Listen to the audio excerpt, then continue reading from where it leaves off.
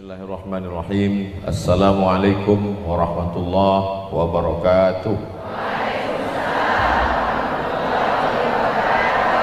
Alhamdulillahilladzi khalaqal mauta wal hayata liyabluwakum ayyukum ahsanu amala. Wassalatu wassalamu alal habibil mujtaba wa ala alihi wa ashabihi ahli sidqi wal wafa. Subhanaka la ilma lana illa ma 'allamtana innaka antal alimul hakim. Rabbi shrah li sadri wa yassir li amri wahlul 'uqdatam min lisani yafqahu qawli. Para asatiz, ustaz-ustaz, guru-guru kita tak dapat saya sebut satu persatu. Bismillah tawakkaltu 'ala Allah la haula wala quwata illa billah. Sebelum berangkat berwudu, salat duha dalam keadaan suci, malaikat mengiringinya di tempat pengajian bersama ustadz yang dibaca ayat Quran, yang disampaikan hadis Nabi. Majtama'a qaumun, sekelompok orang berkumpul, yatsluna kitab Allah, yang dibaca ayat Allah, wa yatadarasunahu fima bainahum, mengkaji isinya. Nazalat alaihimus sakinah, turun ketenangan ke dalam hati. Wasyat bihimur rahmah, mereka diliputi rahmat kasih sayang Allah. Hafat bihimul malaikah, dikelilingi oleh para malaikat membawa rahmat. Wa dzakarahumullahu fi man 'indah, dibanggakan Allah Ta'ala kepada para malaikat. Sakit kepala, meninggal dunia, mati dalam keadaan kebaikan. Jadi kalau begitulah putus tauhid kita tentang kematian, penyakit kita tak takut. Tapi ada efek negatifnya dari yang saya sampaikan ini. Yang tidak memahami dengan baik dan benar, hanya sekedar rasional akal, habis ini dia tak mau pakai masker lagi. Terus ditanya, ibu tak pakai masker? Kalau tak mati kata Allah. Besok pagi jamaah ini tak mau pakai helm lagi. Semprit sama polisi lalu lintas razia, tanya, ibu tak pakai helm? Kalau mati kata Allah, berhelm pun, dalam helm itu pun mati juga. Maka ini perlu diluruskan. Pakai masker, pakai helm, itu semua adalah ikhtiar, usaha. Ikhtiar dan usaha itu pun juga dapat pahala, karena kita ikut sunnah Rasulullah sallallahu alaihi wasallam. Negatif dari yang saya sampaikan ini, nanti kalau ada ibu-ibu yang sakit, dia tak mau makan obat. Pas disuruh minum madu, ibu minum madu ya, kalau tak mati kata Allah tak mati. Ibu minum habba sauda ya, kalau tak mati kata Allah. Jadi minum madu, minum habba sauda ke rumah sakit, itu juga sunnah, itu juga ibadah. Karena kata Nabi, likulli da'in dawa, setiap penyakit ada obatnya. Fatadahu, maka berobatlah kamu. Yang pertama tadi saya sampaikan akidah, keyakinan, tauhid tentang kematian. Yang kedua ini adalah ibadah, usaha, ikhtiar, berobat, pergi ke dokter. Tapi jangan rukun iman ditambah jadi 7. Antu'mina billah wa malaikatihi wa kutubihi wa rusulihi wal yaumil akhir wa biqadri khairihi wa syarrihi wa bi dokter spesialis. Kira-kira yang saya sampaikan ini jelas? Kuatkan keyakinan bahwa hidup kita sudah diatur Allah Subhanahu wa taala. A'udzubillahi minasyaitonir rajim. Nun wal qalami wa ma yasturun. Wal qalami, demi qalam. Qalam itu pena, bukan tempat ikan. Ketika Allah menciptakan qalam, ada makhluk namanya qalam. Lalu Allah menyuruh qalam itu menulis. Ya qalam, wahai pena, uktub, tulislah. Pena itu pun menulis. Tertulis Tempat pena itu menulis namanya papan. Papannya itu dijaga malaikat. Papan bahasa Arabnya lauh, pakai ha, lauh. Dijaga bahasa Arabnya mahfuz. Maka papan tempat pena menulis itu disebut dengan lauh, lauh mahfuz. Papan yang terjaga. Waktu Nabi Muhammad SAW Isra Mi'raj, sampai dia ke lauh mahfuz itu, nampaknya buku catatan bahwa Abdul Somad akan meninggal hari Jumat waktu khotib Jumat, saat dia mengatakan, takutlah kepada Allah, janganlah kamu mati melainkan dalam keadaan Islam. Mati dia waktu itu, meninggal dunia. Tertulis di Lauhil Mahfuz, tak ada yang bisa merubahnya. Yamhullahu ma yasha, Allah menghapus sesuai kehendaknya. Wa yusbit, Allah membiarkan sesuai dengan kehendaknya. Wa indahu ummul kitab, karena dialah yang pemilik, yang punya catatan itu. Kita tak ada daya, tak ada upaya. Malang tak dapat ditolak, untung tak dapat diraih. Semuanya serahkan kepada Allah. Bismillahi tawakkaltu 'ala Allah, la haula wala quwata illa billah. Putus kaji. Ini tentang yang disebut dengan tauhid kematian. Kalau tak putus tauhid kematian, nanti ibu-ibu bawaannya takut. Handphone mati, takut. Telepon masuk, takut. Telepon tak masuk-masuk, takut. Suami pergi sebentar, takut. Pergi lama, takut. Tak pergi-pergi, takut. Orang kalau terlalu banyak takutnya, asam lambung naik, darah tinggi naik, diabetes naik, asam urat turun ke kaki. Kalau putus tauhid kematian ini, hati kita tenang. Anak kita kuliah di Jogja, tenang. Anak kita kuliah di Jakarta, tenang. Suami kita pergi keluar kota tugas, tenang. Kita pun ditakut-takuti orang tak mempan. Betul? Itulah maka tauhid kematian. Tapi yang namanya nasihat ini sama macam obat. Waktu awal diminum semangat, habis itu lupa. Maka sesungguhnya yang ceramah ini saya. Tapi saya ini pun manusia.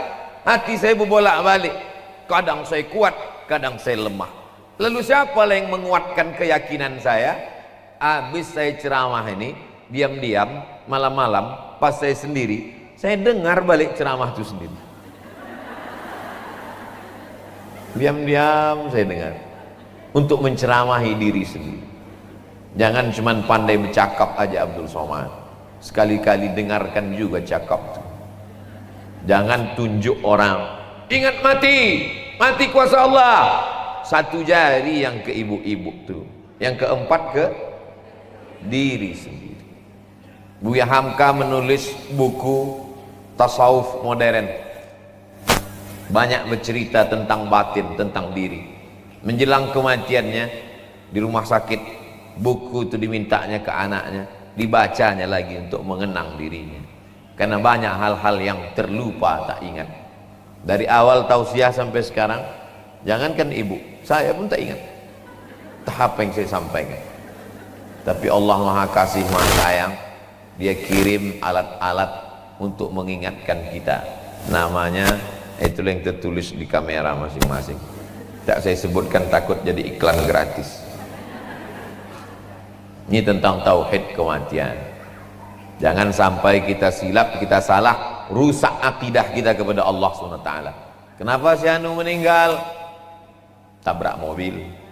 Kenapa si Anu meninggal? Gara-gara lupa makan obat.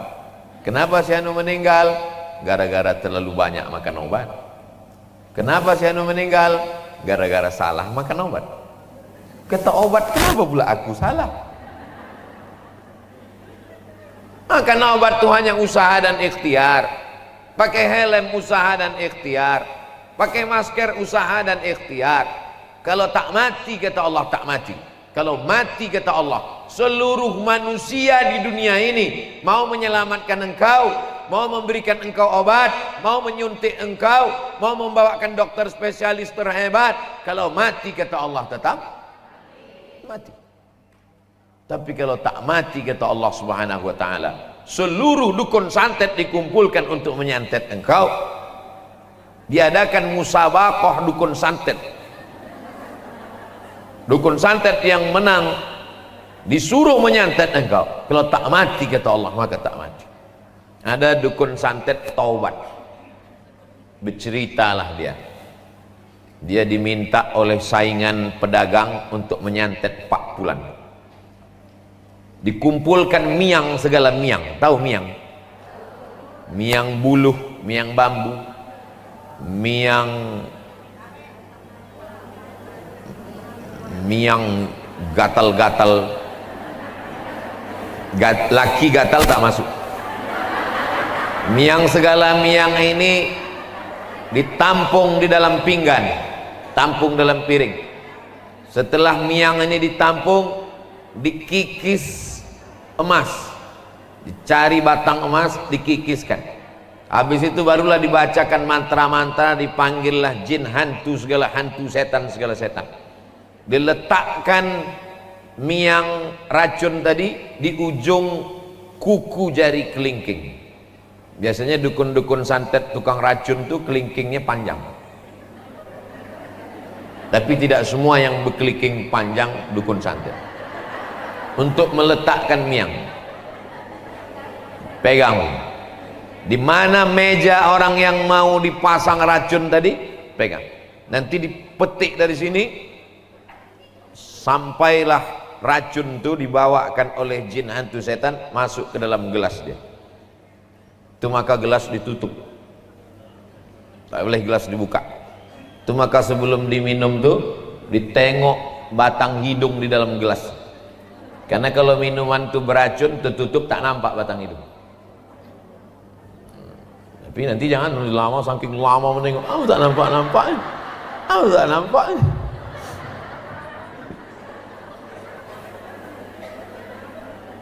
Badan kita ini ada sensornya, ada sensor di badan. Kalau dinaikkan lidah tuh ke atas, ke langit-langit, terasa geli deh. Kalau tak terasa, berarti racun dekat. Begitu dipasang, ini kata dukun santet taubat, begitu dipasang, pas mau diminumnya, tersenggol sikunya, jatuh. Belum ajal, tak mati. Carinya lagi, cari waktu kesempatan, tengok diintip kapan dia minum. Begitu sudah mau dipetikkan racun tadi, sudah mau diminumnya, masuk telepon, asik bercakap. Itulah aku minum. Ya sebentar ya. Ayo bunyi la ilaha illallah. Tak jadi. 3 kali dicobanya tak juga jadi. Kali yang ketiga apa sudah mau diminum, datang tamu. Apa kabar Pak Haji? Alhamdulillah. 3 kali saya pasang racun ini tak juga, berarti belum nyawa dia dekat. Tak jadi saya pasang, kata dukun santet taubat. Menunjukkan Allah Subhanahu wa taala menuliskan bahwa nyawa dia masih panjang. Jadi kalau ada orang mati kena racun muntah darah, apakah dia mati karena racun itu atau takdirnya sudah sampai? Jam 9 pagi minum dia di warung kopi, dikasih orang racun, mati dia pas jam 9 pagi. Andai dia duduk di rumah, mati atau tak mati? Tetap mati juga. Kenapa dia mati kena racun? Kenapa dia tak mati duduk di rumah? Mana yang lebih mulia? Mati duduk di rumah atau mati kena racun?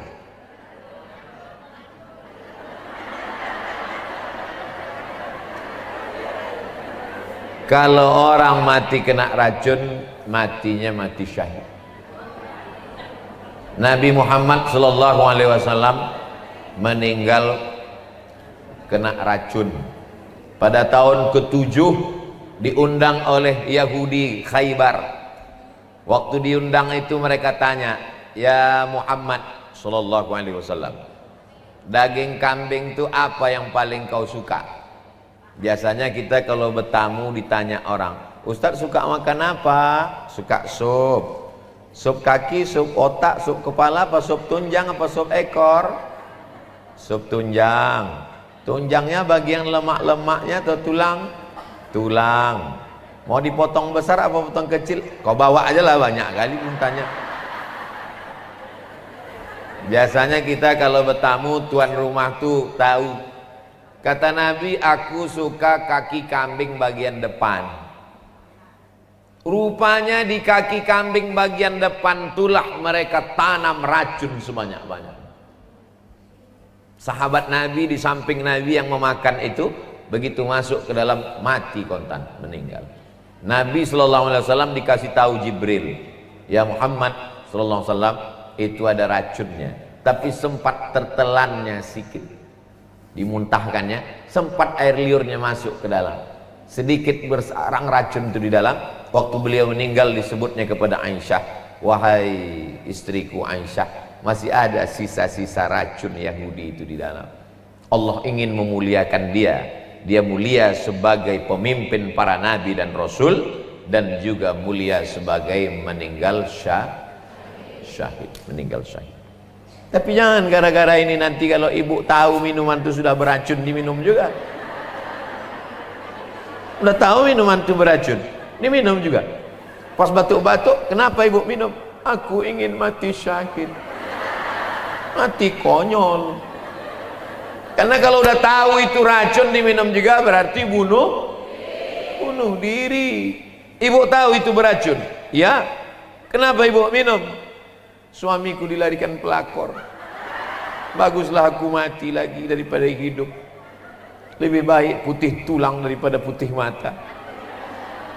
Mampuslah kau. Tak boleh kita milih mati.